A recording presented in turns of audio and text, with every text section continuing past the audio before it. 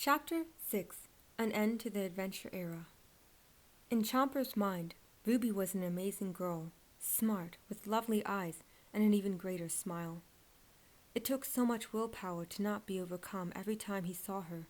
To him, Ruby was perfect, all he'd ever want in a female. Yet the obvious differences were too great, would never allow them to be a couple like most other interspecies couples, or even a same-sex couple. Thus, they'd remain as friends, never crossing the line or causing a stir among the valley. The last thing Chomper wanted was to cause trouble, for he knew being there was difficult enough for them. Standing, Chomper and Ruby were close, face to face, gazing into one another's eyes. Their fingers intertwined, muzzle and maw getting closer and closer. Soon, Chomper stood on his tiptoes, leaning up to her and wondering what would happen next. Heart pounding, he thought they'd actually touch, share a kiss. While simple to most, a peck on the lips seemed to be a promise to a future, to hope, to something more than friendship. Inches away from one another, a yell broke them up. "Run for it!" From where they'd come came the gang, hauling tail, for Redclaw, Screech, and Thud were hot on their heels. Yelling, Chomper and Ruby ran, hand in hand. Sarah spoke between several breaths, looking to the pair. "Guess you two won!" "No one win if we get eaten!" Petrie shouted, flying low to remain with them. They thought they'd escaped unharmed, yet Screech managed to bite Littlefoot's back leg, sending him tumbling. It was the first time one of them had been injured, stopping to go to help him. Out of all, Sarah seemed to be the most concerned, her eyes growing moist, quite unlike her tough nature. Given Redclaw was more powerful than herself, she was uncertain what to do. The pair of fast-biters kept the gang back, Redclaw looking down to see Littlefoot scramble to get away, leg hurt while the wound bled. "We have to help him," Sarah said. "I have an idea. When they're distracted, you get Littlefoot and run," Chomper said, glancing from one predator to the other, lastly to Redclaw. "What?" Ruby started to ask before Chomper released her hand, going to jump the pair. "Chomper!" Screech and Thud hissed, chasing him and going in front of Redclaw, which halted his attack on Littlefoot to see Chomper and hear him yell, "Hey, bet you can't catch me, you big jerk!" Waving his hands, Chomper jumped up and down. "Come on, I'm right here! I won't pass up the chance to squash you under my foot. You'll have to catch me first!" Chomper roared back, turning to lead them away. For some reason, his body allowed him to run faster and faster than Screech and Thud. Jumping over a small stream of water, he climbed a set of rocks, leaving the three below, who were unable to catch up. While it was risky, he was confident he'd be able to lose them and make his way back to the valley. He'd do whatever to keep his friends, Ruby, safe from harm. Ruby, she must have been worried sick after he took off, leaving her to tend to the group. With a huff, he moved to make his way back to the valley's wall. On the way, he paused and heard a voice. "Well, if it isn't the weird Sharptooth." Turning, Chomper saw it was the Sharptooth he tried to befriend when he left the valley on his own. "You smell of leaf eater. Did you eat them?" "No, we bite our food, not our friends." The boy came close. "The name's Finn. Who might you be?" "Chomper. Wait. Chomper? As in the wimpy Sharptooth who plays with his food? How do you know about me?" "Everyone knows about you. My folks said your parents were so embarrassed that they sent you away with some fast runner." Finn walked over and took a whiff. "Odd. No blood. I don't care what others say. I don't have to listen to this." Chomper went to leave, only to be shoved to the ground. "What are you doing? Get off me!" Pinned, Chomper struggled to hold his own, not used to fighting. With all his might, Chomper kept Finn from biting his neck, using his legs to get under Finn and shove him off. Finn was sent backwards, only to get back up and charge forward again. "You really are weak."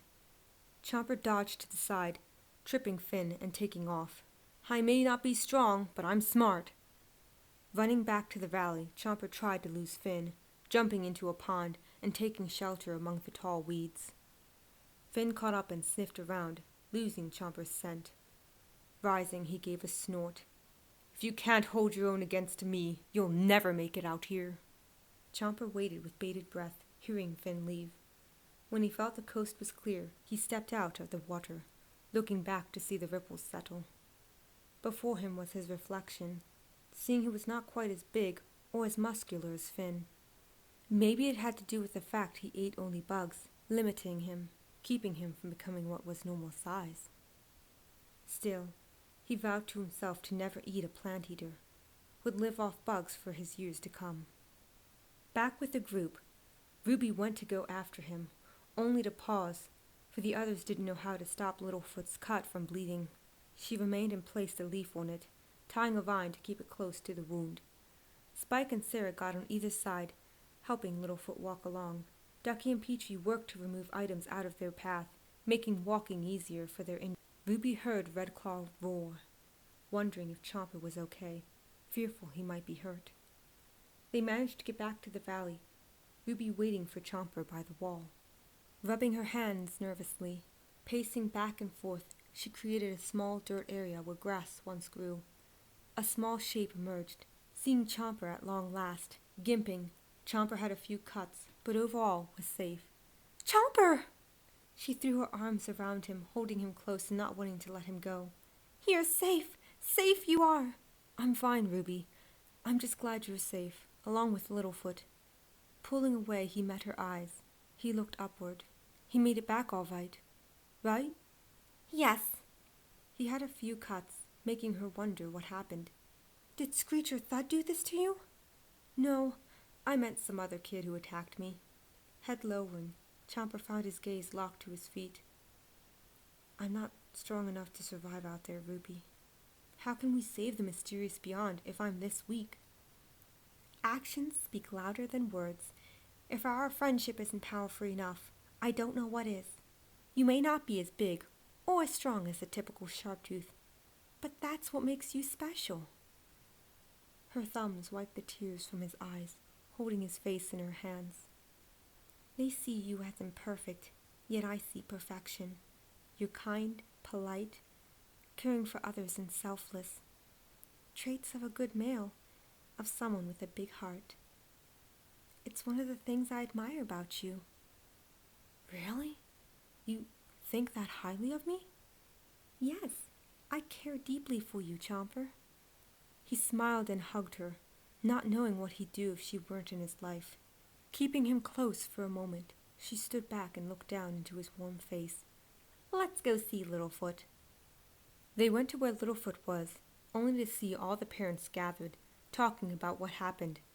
The air felt thick, the pair sharing a word expression before going forward. The adults spoke calmly, all but one of course. This is it! You kids are in real trouble. Going out to find Sharptooth? I never heard of such a thing, shouted Mr. Tops.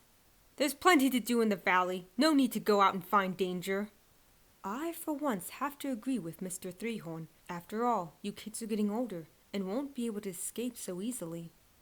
We would have been fine if Littlefoot didn't get hurt, Sarah quipped, gaining a stern glare from her father. Besides, we made it back, didn't we? This time, yes, but next time, maybe not, Tria spoke, looking to Sarah with worry. We just want to keep you safe, that's all. Petrie vowed to stay in Valley. That's very good of you, Petrie. Let's hope your friends follow by example, said Petrie's mom, glancing to the others. You mean we aren't ever allowed to leave? Again? Ducky asked. Yes, dear, unless you want one of us to watch you at all times, Ducky's mother said, crossing her arms over her chest. You too, Spike. Spike gave Ducky a look that they should stay and do as they were told. Ducky nodding in agreement. By and by, Sarah said she'd stay, along with Littlefoot, who let it sink in how bad it really could have been for him, for them. Like his father Braun, he wanted to be a good leader, and if that meant keeping his friends in the valley for good, then he'd see they wouldn't set foot in the mysterious beyond, ever again. While bittersweet, he nodded and lowered his head in shame, knowing he let his grandparents down, his father, maybe even his mother, who watched over him from somewhere. The adults looked to Ruby and Chomper, who had told to stay in as well, listening and only glancing to the wall that surrounded the valley, their protection from the outer land. That night in the secret caverns, Chomper sat, seeing the night circle high in the sky. Ruby rubbed her arm and went to sit beside him, hearing a few bugs chirp and a small breeze rustle the leaves. "Hard to believe it's over," Chomper said, tapping his clawed fingers. "Do you think your parents might come to live here?" "Least there's hope I'll see my folks. But what about you? Your parents won't be allowed in." He was quiet and only nodded, blinking to keep from crying. Seeing this, Ruby patted his back. "I'll always be here for you. To listen, to be your friend, whatever you need me to be." Her hand went to squeeze his. "How long do you think I have before they want me to leave?" "I won't let them kick you out."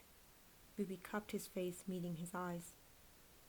His hands went and lay over hers, giving her a small smile. "I'd be lost without you, Ruby. Thank you for everything you've done for me. I'll never be able to pay you back. Give you what you deserve." "Your friendship is enough." Leaning over, she gave the top of his head a tender kiss. "Now, let's go to bed." With a nod, they rose and went to their sleeping spots, curling up and laying side by side. During the night, Ruby moved and wrapped her arms around Chomper, drawing him close.